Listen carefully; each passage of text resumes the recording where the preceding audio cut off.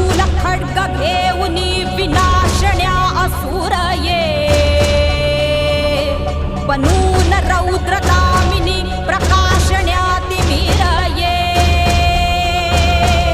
प्रतीक नारी शक्तीचे वैष्णवी महेश्वरी तुझाच अंश राहू दे सदैव माझ्या अंतरी आई अंबे